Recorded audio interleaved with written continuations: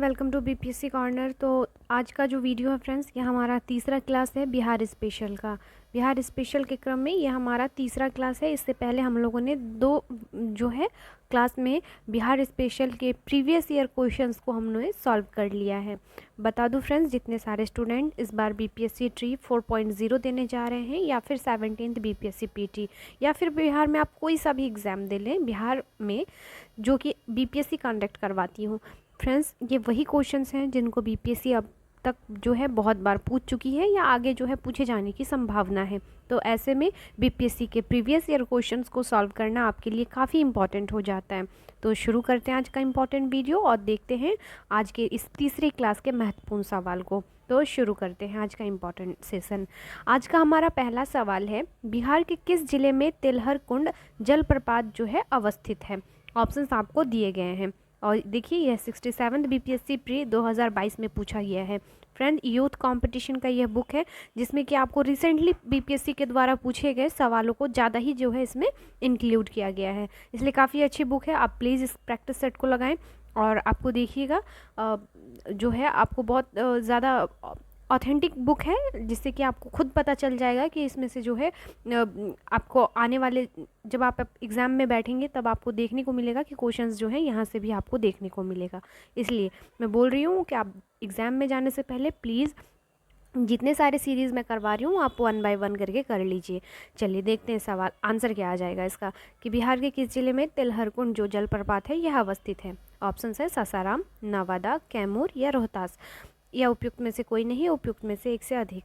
तो इसका right answer क्या हो जाएगा, कैमूर हो जाएगा। ऑप्शन सी हो जाएगा इसका राइट आंसर। जो तिलहर कुंड है या तिलहर जलप्रपात या बिहार के कैमूर जिले में या भभुआ अधौरा मार्ग पर जो है यह स्थित है।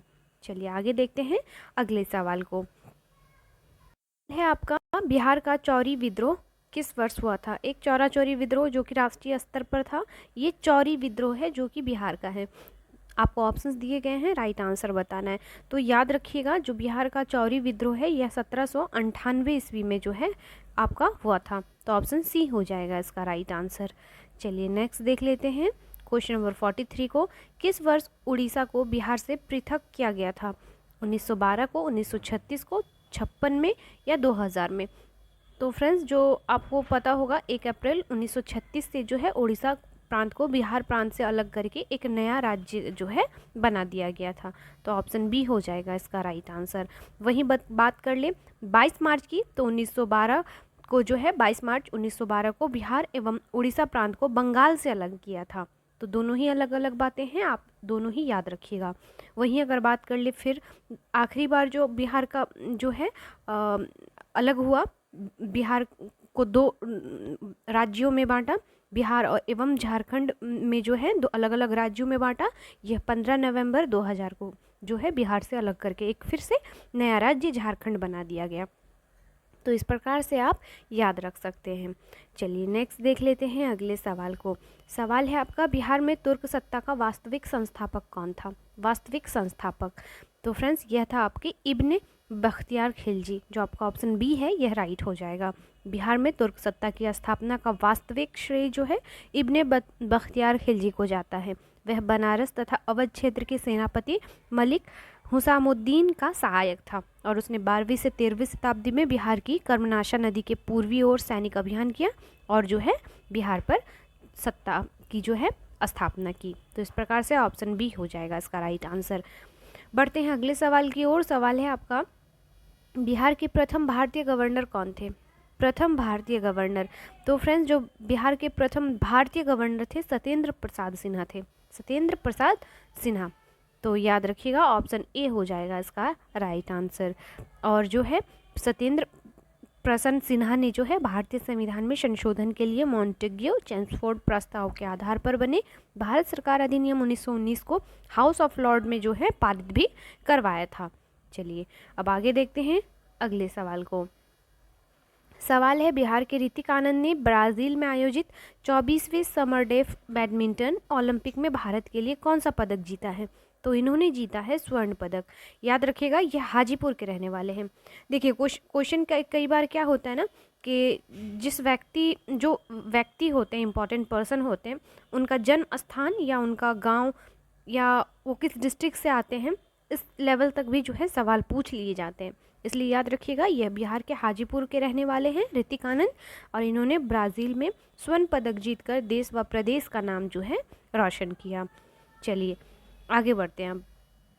हाल ही में बिहार में किस स्थान पर उत्तर भारत का जो है पहला बर्ड रिंगिंग स्टेशन खोला गया? बर्ड रिंगिंग स्टेशन तो यह खोला गया है आपका कहाँ पर? तो याद रखिएगा फ्रेंड्स, इसका right answer option A Bhagalpur में खोला गया है। बिहार के भागलपुर जिले में जो है उत्तर भारत का प्रथम बर्ड रिंगिंग स्टेशन खोला जा रहा है, और यह भारत का चौथा बर्ड रिंगिंग स्टेशन होगा, चौथा, तो याद रखना है आपको। देखते हैं अगले सवाल को। निम्न में किसने बिहार में गिद्ध संरक्षण योजना शुरू की? किसने जो है बिहार में गिद्ध संरक्षण योजना की शुरुआत की थी? किसमें? तो ये जो है योजना को शुरू किया गया था फ्रेंड्स वाल्मीकि टाइगर रिजर्व में। ऑप्शन क्या हो जाएगा? सी हो जाएगा इसका राइट आंसर।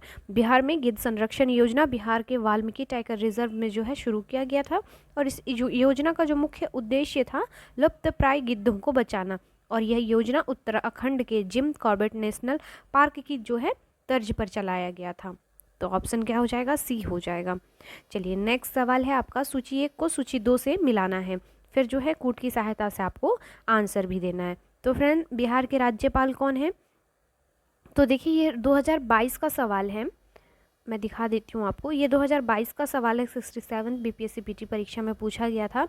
अब तब जो थे ये फागू चौहान जी थे, तो इस प्रकार से आपका ऑप्शन ए का 4 हो जाएगा। लेकिन अभी अगर रिसेंटली बात कर लें तो विश्वनाथ आर्लेकर, याद रखिएगा फ्रेंड, तब जो थे ये श्री फागू चौहान थे। और बात कर ले बिहार के मुख्य न्यायाधीश की, तो यह संजय करोल थे, तो इस प्रकार से ऑप्शन 3 हो जाएगा बी का। फिर बिहार के मुख्यमंत्री श्री नीतीश कुमार, और बिहार के मुख्य चुनाव अधिकारी तो श्री MR श्रीनिवास। तो इस प्रकार से जब आप मिलाएंगे तो आपका आंसर कुछ इस प्रकार से आएगा। तो आपका जो दिया गया है ऑप्शन वो हो जाएगा ऑप्शन सी, 4 3 1 2। आप भी मिलाकर फ्रेंड्स देख सकते हैं, ऑप्शन जो सी है इसका राइट आंसर हो जाएगा। चलिए बढ़ते हैं अगले सवाल की ओर। सवाल है आपका, बिहार में किसे 2022 में दादा साहेब फाल्के भारतीय टेलीविज़न पुरस्कार से सम्मानित किया गया? तो टेलीविज़न पुरस्कार से सम्मानित जो किए गए हैं यह हो जाएंगे आपके दीप श्रेष्ठ को, ऑप्शन बी हो जाएगा इसका राइट आंसर। यह पटना के निवासी तथा फिल्म अभिनेता व निर्देशक जो है थे, और इन्हें जो है Dada Saheb Phalke Indian television award 2022 जो है प्रदान किया गया। आगे देख लेते हैं, सवाल काफ़ी इंपॉर्टेंट है। बिहार के आर्थिक सर्वेक्षण 2021-22 के अनुसार वर्तमान में राज्य में शहरीकरण का स्तर क्या है? देखिए शहरीकरण का स्तर पूछा है, यह सवाल अक्सर बीपीएससी पूछती है। तो याद रखिएगा फ्रेंड्स, अभी का जो डेटा है इसके अकॉर्डिंग 15.3% जो है बिहार में शहरीकरण का स्तर पाया गया है। वहीं बात कर ले 2011 की जनगणना के अनुसार, 2011 की जनगणना के अनुसार, तो यह भी याद रखिएगा 11.3% तब था, लेकिन अब जो है बढ़कर 15.3% हो गया है। तो दोनों ही डेटा आप याद रख सकते हैं, कोई सा भी पूछे एग्जाम में आप इजी वे में जो है आंसर को टिक कर सकते हैं। चलिए बढ़ते हैं अगले सवाल की ओर। बिहार में खादी के ब्रांड एम्बेसडर कौन है? तो बिहार में खादी के जो ब्रांड एम्बेसडर बनाए गए हैं यह मनोज तिवारी को बनाया गया है। वर्तमान में युवा लोक गायिका जो है आपकी मैथिली ठाकुर बिहार में खादी की ब्रांड एम्बेसडर फिलहाल जो है रिसेंटली नियुक्त किया गया है, लेकिन जो 2022 को था यह मनोज तिवारी जी थे। तो दोनों ही नाम में आप याद रख सकते हैं, क्योंकि 2022 और 24 कुछ ज़्यादा फर्क नहीं है। अभी जो हो जाएगा आपका मैथिली ठाकुर, लेकिन 2022 में जो पूछा गया था उसका आंसर मनोज तिवारी थे। चलिए आगे देखते हैं अगले सवाल को। सीता माता की विश्व की सबसे लंबी मूर्ति जो कि 251 मीटर है, 251 मीटर, ये याद रखिएगा, क्योंकि अगर कथन के रूप में भी सवाल बन जाए तो फिर आप जो है आंसर कर पाएंगे। का निर्माण बिहार के किस जिले में किया जाएगा? तो जो सीता माता की विश्व की सबसे लंबी मूर्ति का निर्माण बिहार के किस जिले में किया जाएगा? तो यह सीतामढ़ी हो जाएगा, ऑप्शन बी हो जाएगा इसका राइट आंसर, जिसमें जो है कुल लागत 400 करोड़ रुपए से यह जो है मूर्ति का निर्माण किया जा रहा है। चलिए अगला सवाल है आपका, बिहार में एनडीए की सत्ता दल में कौन हिस्सेदार नहीं है? तो इसका राइट आंसर आरजेडी हो जाएगा, ऑप्शन ए हो जाएगा। काफ़ी इजी सा सवाल है। चलिए नेक्स्ट देख लेते हैं अगले सवाल को। बिहार की अर्थव्यवस्था किस क्षेत्र पर आधारित है?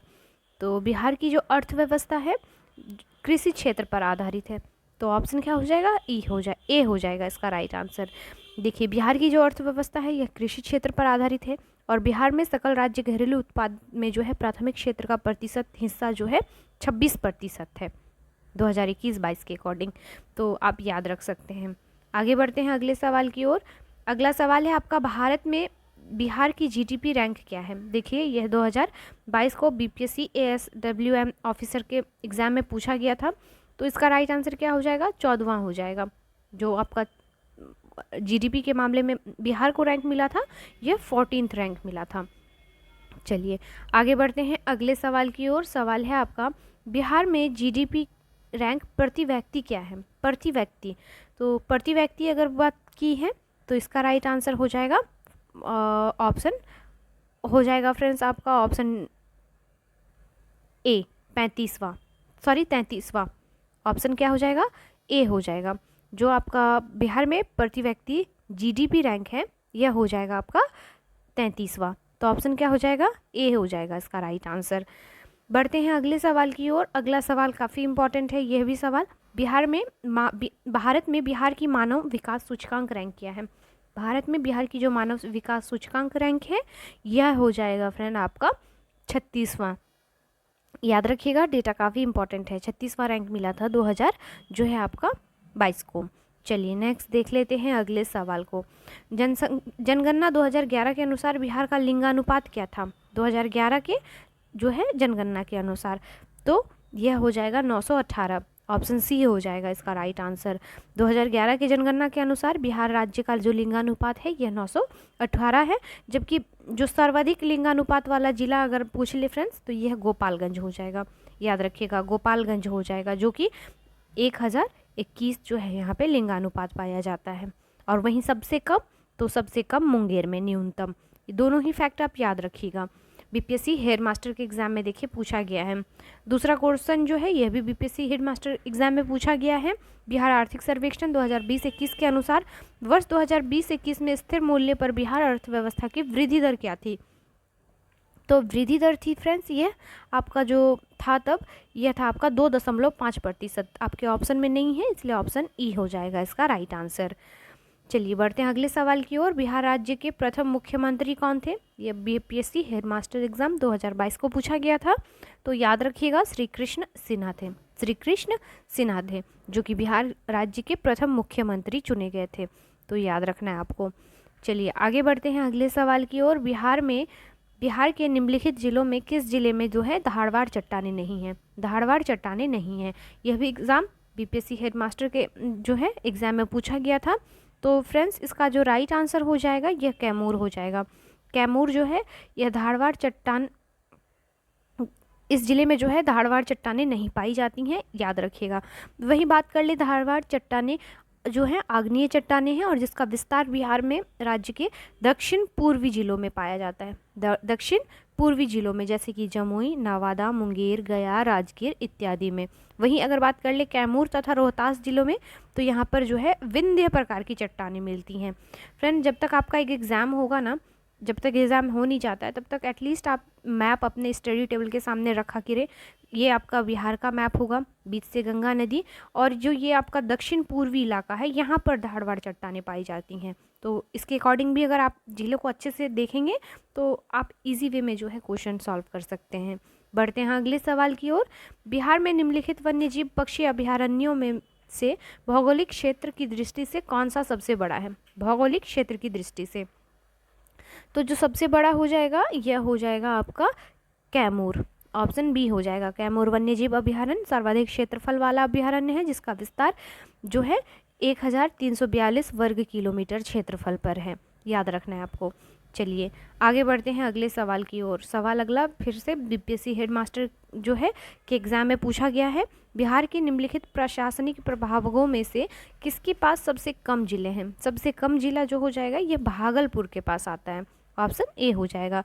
बिहार राज्य के कुल 38 जिलों को जो है 9 प्रशासनिक प्रभागों में बांटा गया है। 9 प्रशासनिक प्रभागों में सबसे छोटा प्रमंडल जो है यह भागलपुर में है, जिसमें मात्र 2 जिले आते हैं, भागलपुर एवं बांका। तो याद रखिएगा। बढ़ते हैं अगले सवाल की ओर। भौगोलिक क्षेत्र वर्ग किलोमीटर की दृष्टि से बिहार का निम्नलिखित में से कौन सा जिला सबसे छोटा है। तो सबसे छोटा जिला जो है फ्रेंड्स यह हो जाएगा शिवहर। भौगोलिक दृष्टि से सबसे छोटा जिला शिवहर। तो ऑप्शन क्या हो जाएगा, ए हो जाएगा इसका राइट आंसर, याद रखिएगा।